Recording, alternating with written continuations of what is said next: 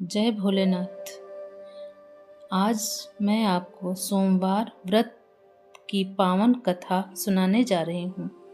मान्यता है कि जो श्रद्धा और विश्वास के साथ इस कथा को सुनता है या पढ़ता है, उस पर भगवान शिव की विशेष कृपा बनी रहती है।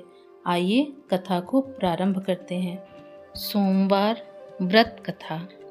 देखिए, प्राचीन समय की बात है। एक नगर में एक साहूकार रहता था।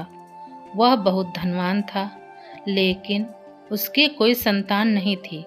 संतान प्राप्ति की इच्छा से वह और उसकी पत्नी प्रत्येक सोमवार को भगवान शिव का व्रत रखते और श्रद्धा पूर्वक पूजा करते थे।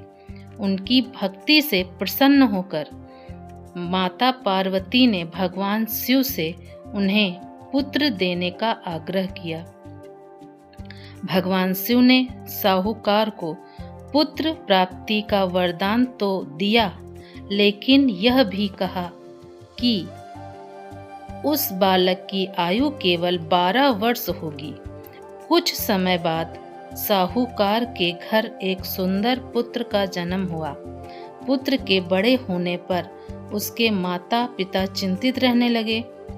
जब वह 11 वर्ष का हुआ तो उसे शिक्षा के लिए उसके मामा के साथ काशी भेज दिया गया।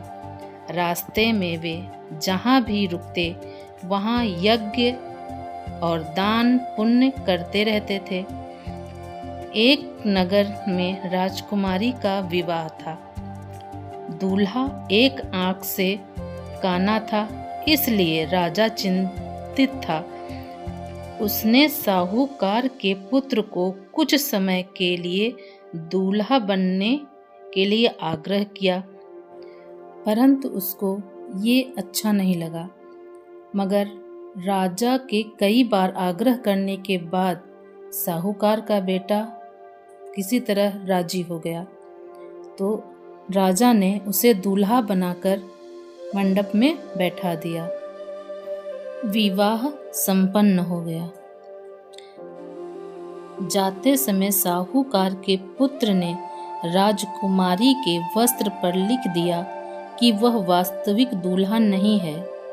आगे चलकर जब बालक की आयु पूरी हुई तो उसका निधन हो गया। मामा विलाप करने लगा। उसी समय भगवान शिव और माता पार्वती वहां से होकर गुजरे। माता पार्वती की प्रार्थना पर भगवान शिव ने बालक को पुनः जीवित कर दिया। इस प्रकार भगवान शिव की कृपा से और माता पार्वती की कृपा से साहूकार का पुत्र दीर्घ आयु हुआ। तभी से श्रद्धा पूर्वक व्रत रखने वाले और भगवान शिव की पूजा करने का विशेष महत्व माना जाता है।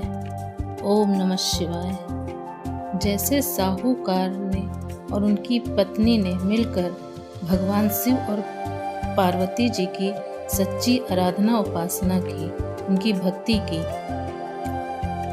उसके फलस्वरूप उनके पुत्र को नया जीवन प्राप्त हुआ। यह कथा हमें यह सिखाती है कि सच्ची भक्ति, विश्वास और सद्कर्म कभी व्यर्थ नहीं जाते, उनका फल जरूर मिलता है।